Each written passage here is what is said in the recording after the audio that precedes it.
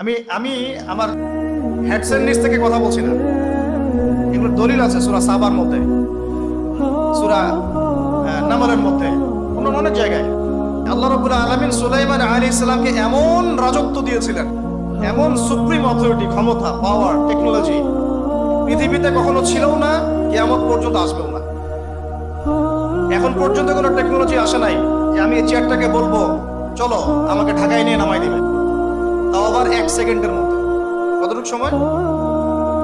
এখন পর্যন্ত কোনো টেকনোলজি আসে নাই যে আমি চোখের পলক ফেলবো এইটুক সময়ের মধ্যে আমার স্ত্রীকে আমার পাশে নিয়ে বসাই দিবে। আসছে?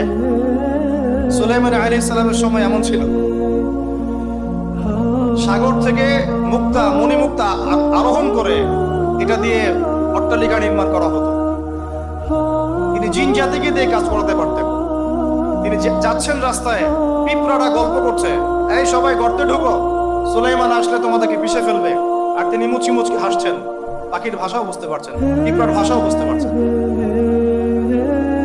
তার বাবা দাউদ আলাইহিস সালাম জাবুর তেলাওয়াত করছেন, সাগরের মাছ সব কাছে চলে আসছে জাবুর শোনার জন্য।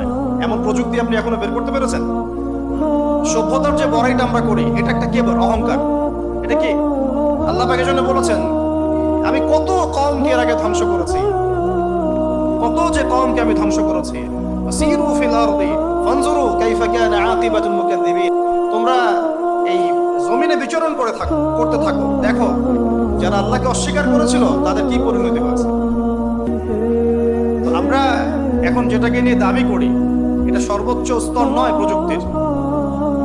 যে জায়গা থেকে এখানে চলে আসলাম, যে কোথায় ছিলাম আমরা, এই জামানাতেও আমরা শিরক করছি কিন্তু আল্লাহকেও বিশ্বাস করছি।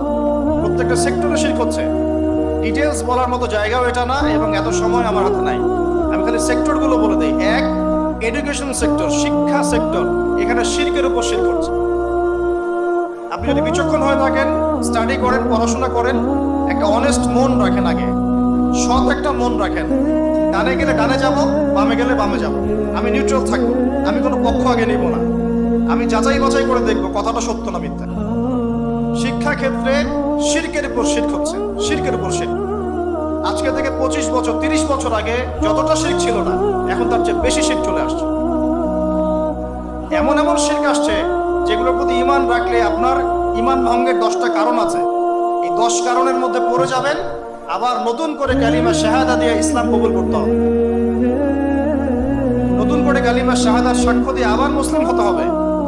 যতই দাম্ভিকতা দেখান, কবরে আপনাকেও যেতে হবে, কিচ্ছু করার নাই তখন। এখন যদি সলিউশনে না আসি, সংশোধন না করি, তাহলে অনেক দেরি হয়ে যাবে। এখনকার টিকটক জেনারেশনটা বিগত 30 বছরের মেহনতের ফসল।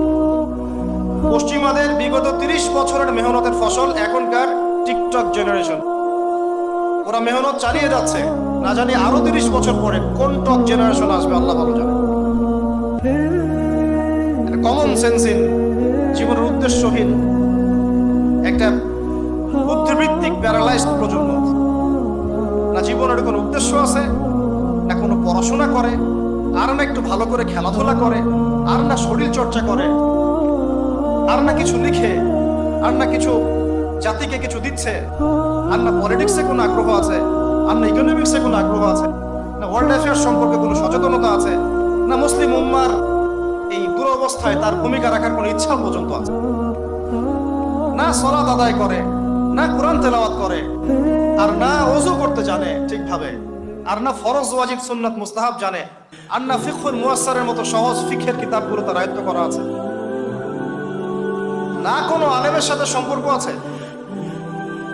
না কোনো ইসলামিক স্কলারের কাছে সম্পর্কিত হয়, আর না মাদ্রাসায় যায়, আর না ইসলামের বেসিক ফান্ডামেন্টাল নলেজ অর্জন করে।